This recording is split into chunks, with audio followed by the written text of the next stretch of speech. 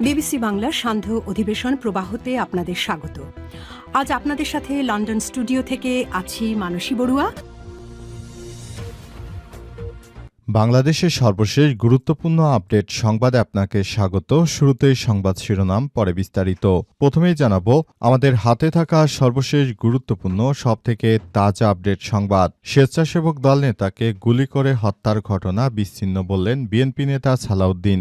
রাজধানীতে ঢাকা মহানগর উত্তরে স্বেচ্ছাসেবক দলের সাবেক সদস্য সচিব আজিজুর রহমান মোসাব্বিরকে গুলি করে হত্যার ঘটনা বিচ্ছিন্ন বলে মন্তব্য করেছেন বিএনপির স্থায়ী কমিটির সদস্য সালাউদ্দিন আহমেদ। আজ ৮ই জানুয়ারি গুলশানে দলের চেয়ারপারসনের রাজনৈতিক কার্যালয়ে সাংবাদিকদের সঙ্গে এক মন্তব্য করেছেন তিনি। এরপর জানাবো প্রবাসীদের কাছে ৭,২৮,০০০ পোস্টাল ব্যালট পাঠালো নির্বাচন কমিশন ইসি। ত্রয়োদশ জাতীয় সংসদ নির্বাচন এবং গণভোটে ভোট দিতে বিশ্বের ১০৪টি দেশে ৭,২৮,০২৩ জন প্রবাসী ভোটারের কাছে পোস্টাল ব্যালট পাঠানো হয়েছে। আজ প্রবাসী ভোটার নিবন্ধন বিষয়ক out of country voting system and implementation OCBSDI প্রকল্পের টিম লিডার সালিম আহমেদ খান বাসসকে এই তথ্য নিশ্চিত করেছেন।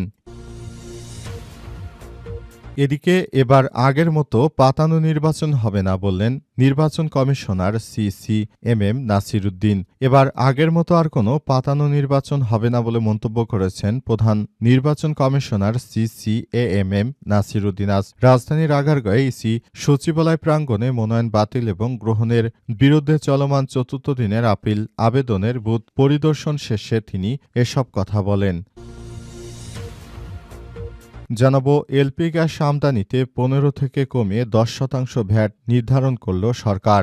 ১২.৫০ কেজি এলপিজি গ্যাস উৎপাদন এবং বিদেশ থেকে আমদানি করার ক্ষেত্রে ট্যাক্স পুনর্নির্ধারণের উদ্যোগ নিয়েছে অন্তর্বর্তীকালীন সরকার। একই সঙ্গে এলপি গ্যাস আমদানির ক্ষেত্রে ব্যাংক ঋণপত্র এলসি খোলার প্রক্রিয়া সহজীকরণের উদ্যোগ নেওয়া হয়েছে। এবং সর্বশেষ জানাবো ভারতের উপর ৫০০% শুল্ক আরোপের বিলে অনুমোদন দিলেন ডোনাল্ড ট্রাম্প। যুক্তরাষ্ট্রের প্রেসিডেন্ট ডোনাল্ড ট্রাম্প গ্রাহাম বুনেনথাল নিষেধাজ্ঞা বিলকে সবুজ সংকেত দিয়েছেন। এর ফলে রাশিয়ার তেল বা ইউরেনিয়াম ক্রয় করা দেশগুলোর উপর ৫০০% শুল্ক আরোপের অনুমতি দেবে। বিলটি মূলত রাশিয়ার প্রেসিডেন্ট ভ্লাদিমির পুতিনের সামরিক কার্যক্রমকে অর্থনৈতিকভাবে বাধাগ্রস্ত করার উদ্দেশ্যে প্রণয়ন করা হয়েছে। আর ভারত হচ্ছে রাশিয়া থেকে এখনও তেল কিনছে। এজন্য ভারতের উপর এই ৫০০% শুল্ক আরোপের সিদ্ধান্তের উপরে অটল রয়েছে যুক্তরাষ্ট্রের প্রেসিডেন্ট ডোনাল্ড ট্রাম্প। প্রিয় দর্শক, এতক্ষণ শুনছিলেন সংবাদ শিরোনাম, এবারে বিস্তারিত। তবে তার আগে বন্ধুরা অনুরোধ থাকবে এই সংবাদটিতে একটি লাইক দিন। এই চ্যানেলে আপনি নতুন হয়ে থাকলে আমাদের সংবাদটি দেখতে দেখতে চ্যানেলটি সাবস্ক্রাইব করে রাখুন। কমেন্ট করে বন্ধুরা আপনার মূল্যবান মতামত জানিয়ে দিন আপনি বিশ্বের কোন দেশ থেকে বা বাংলাদেশের কোন স্থান থেকে আমাদের সংবাদটি দেখছেন এবং শুনছেন। আর বন্ধুরা, সংবাদটি আপনার সোশ্যাল মিডিয়া ফেসবুকে শেয়ার করে বন্ধুদেরও দেখার সুযোগ করে দিন। গাজা যুদ্ধে আপনি যদি নিরীহ ফিলিস্তিনিদের ভালোবেসে থাকেন, কমেন্টে ইয়েস লিখে বিশ্ববাসীকে জানিয়ে দিন। এবারে বিস্তারিত। স্বেচ্ছাসেবক দল নেতাকে গুলির ঘটনা বিচ্ছিন্ন বললেন বিএনপি নেতা সালাউদ্দিন। রাজধানীতে ঢাকা মহানগর উত্তরের স্বেচ্ছাসেবক দলের সাবেক সদস্য সচিব আজিজুর রহমান মোসাব্বিরকে গুলি করে হত্যার ঘটনা বিচ্ছিন্ন বলে মন্তব্য করেছেন বিএনপির স্থায়ী কমিটির সদস্য সালাউদ্দিন আহমেদ। আজ গুলশানে দলের চেয়ারপারসনের রাজনৈতিক কার্যালয়ে সাংবাদিকদের সঙ্গে এমন মন্তব্য করেছেন তিনি। সালাউদ্দিন আশঙ্কা প্রকাশ করে বলেন, নির্বাচনকে বাধাগ্রস্ত করার জন্য একটি পক্ষ উঠে পড়ে লেগেছে। তবে যে বা যারা নির্বাচনকে বানচাল করতে চায় তাদের বিরুদ্ধে আমরা সর্বদা সচেষ্ট থাকব। যে বা যারা এই ধরনের অনাকাঙ্ক্ষিত হত্যাকাণ্ডের ঘটনা ঘটিয়েছে এদের বিরুদ্ধে আমাদের সর্বোচ্চ প্রতিরোধ গড়ে তোলা হবে। অন্তর্বর্তীকালীন সরকারের প্রধান উপদেষ্টা প্রফেসর ড. মোহাম্মদ ইউনূসের সরকার যে নতুন বাংলাদেশ গড়ে তুলেছেন সে অনুযায়ী সবাইকে নিয়ে আরও বেশি দায়িত্বশীল ভূমিকা পালন করতে হবে এবং সবাইকে নিয়ে একযোগে কাজ করতে হবে। পুরো বাংলাদেশটাকে সেভাবে সিস্টেমেটিক পদ্ধতিতে চালাতে বাড়াতে হবে, যাতে করে দেশের অভ্যন্তরে আর কোনো ধরনের অশনি সংকেত শুরু না হয় এবং বাংলাদেশের প্রতিটি মানুষ যেন একযোগে কাজ করতে পারে, সেই ব্যাপারটি আমাদেরকে আরও বেশি ভাবতে হবে বলে মনে করেন বিএনপির এই নেতা। তিনি বলেন, সবাইকে ধৈর্যশীল হতে হবে, নির্বাচন উপলক্ষে সবাইকে আরও বেশি দায়িত্বশীল হতে হবে, যাতে করে এরকম ঘটনা আর না ঘটে সেই বিষয়টি সবাইকে ভাবতে হবে। প্রবাসীদের কাছে 7,28,000 পোস্টাল ব্যালট পাঠালো নির্বাচন কমিশন ইসি। ত্রয়োদশ জাতীয় সংসদ নির্বাচন ও গণভোটের ভোট দিতে বিশ্বের 104টি দেশে 7,28,023 জন প্রবাসী ভোটারের কাছে পোস্টাল ব্যালট পাঠানো হয়েছে। আজ প্রবাসী ভোটার নিবন্ধন বিষয়ক out of country voting system and implementation OCVSDI প্রকল্পের টিম লিডার সালিম আহমেদ খান বাসুসকে এই তথ্য নিশ্চিত করেছেন। তিনি বলেন, নিবন্ধিত বাকি প্রবাসীদের কাছেও দ্রুততম সময়ে পোস্টাল ব্যালট পৌঁছে দেওয়া হবে, তবে ব্যালটের গোপনীয়তা রক্ষা করে সংশ্লিষ্ট ভোটারদের দায়িত্ব।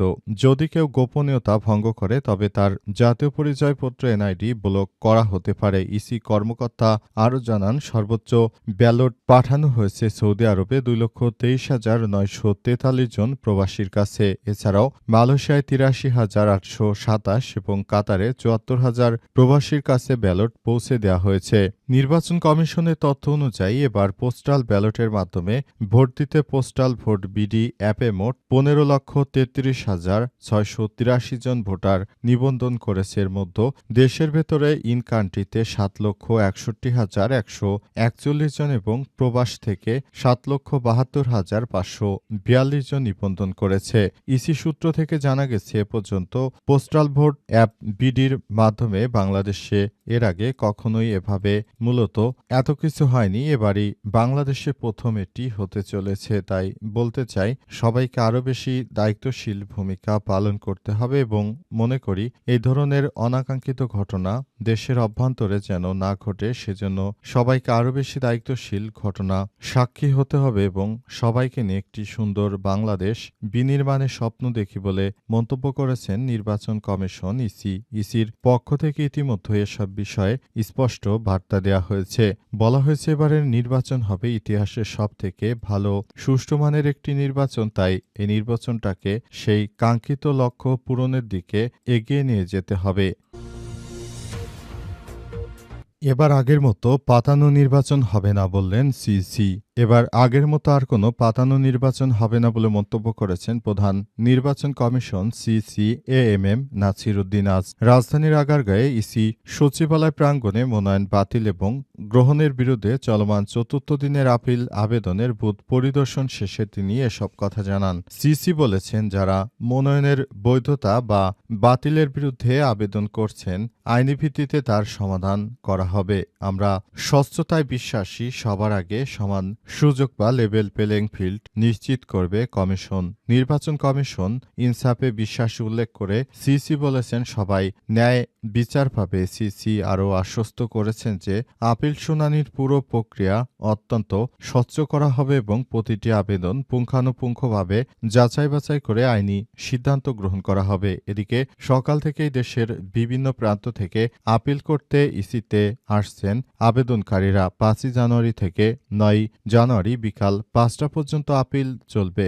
আপিল আবেদন শুনানি আগামী 10 থেকে 18 জানুয়ারি পর্যন্ত নির্বাচন ভবনের অডিটোরিয়ামে বেসমেন্ট 2-এ অনুষ্ঠিত হতে পারে। এর আগে গত 3 দিনে আপিল আবেদন জমা পড়েছে 295টি। এর মধ্যে বুধবার 131টি, মঙ্গলবার 122টি এবং সোমবার প্রথম দিনে 41টি আপিল দায়ের করা হয়। গত 4ই জানুয়ারি বাছাইয়ের শেষ দিনে জাতীয় সংসদ নির্বাচনে 300 নির্বাচনী এলাকায় রিটার্নিং কর্মকর্তারা এসব বিষয় নির্ধারণ করেছেন।